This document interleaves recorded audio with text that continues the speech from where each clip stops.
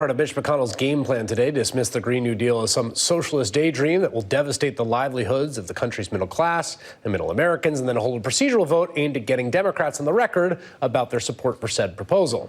Democrats overwhelmingly voted present when the resolution came up for a vote, though 4 senators joined Republicans in voting explicitly against the Green New Deal: Doug Jones, Joe Manchin, Kyrsten Sinema, and Independent Senator Angus King. To get a better understanding of what happened today, I'm joined by the Senate co-sponsor of the Green New Deal, Senator Ed Markey, Democrat from Massachusetts. Senator, did you vote? How did you vote today? Well, I voted present. And why would you do that?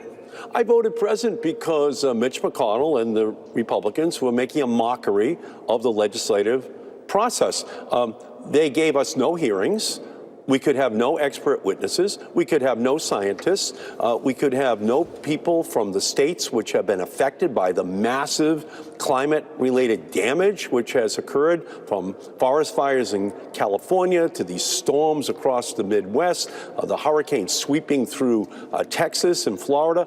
None of that was allowed to be presented as part of a hearing process. So they were just making a mockery of the process, a sham to bring it out so they could make a political point for the Koch brothers and for the ExxonMobil and the rest of their polluting buddies. And we just decided that we would not participate in anything that was such a disgrace in terms of how it was treating the severity of this problem, which is climate change. Today illustrated to me the enormous gap. I mean, I think the Republicans, by and large, your fellow colleagues, they see it all as a joke, as a stunt. I mean, the gap between what the actual physics are, what the science says, what the scale of the challenge is, and where the Republicans are, it almost seems unovercomable to me. Does it to you?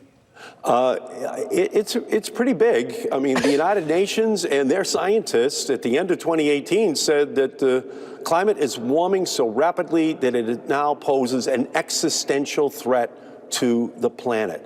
The 13 federal agencies with jurisdiction over climate issued their own report at the end of 2018. They came to a conclusion that said this is very serious and we had to do something about it.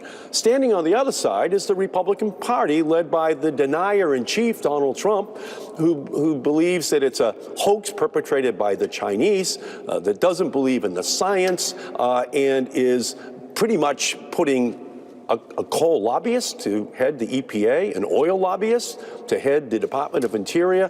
They have made a complete and total joke out of this. But unfortunately, it is not a joke. It is a real threat to this planet. And that is why the Green New Deal that Alexandria Ocasio-Cortez and I introduced has now triggered nationally an incredible response that we haven't seen in 10 years on this issue. We're having the first debate on it in 10 years, and it is now injecting itself into the presidential race, into congressional and senatorial races all across this country, and it is not going to go away. So the 20-second elevator pitch for the Green New Deal on Trump TV and among Republicans is, you know, no cows, no burgers, no milkshakes, no planes.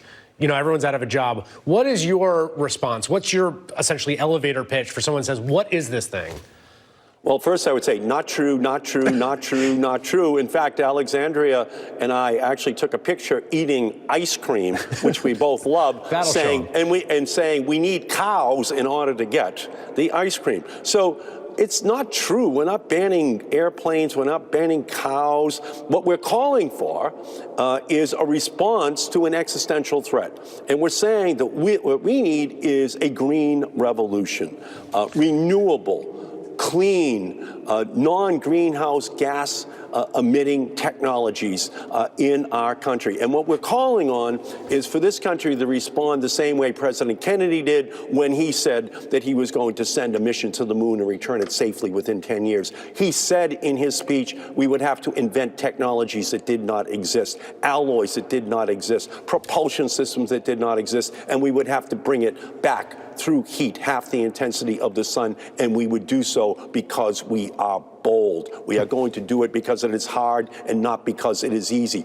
We can do this. We now have 350,000 wind and solar workers in the United States of America. There are only 50,000 coal miners. We are going to create millions of jobs in the clean energy sector. We can actually save all of creation by engaging in massive job creation. This Green New Deal, it's not just a resolution, it's a revolution. It's a technological revolution that young people in our country, but people of all ages, want to see happen because they know that it is the national security, economic, environmental, healthcare, and moral issue of our time. And that's why it's not going away, and it's polling at the top in states around the country, along with healthcare, as an issue to be dealt with in the 2020 election cycle. That was a long elevator ride, but it was good. Senator Ed Markey, one of the sponsors of the Green New Deal, thank you for making the time.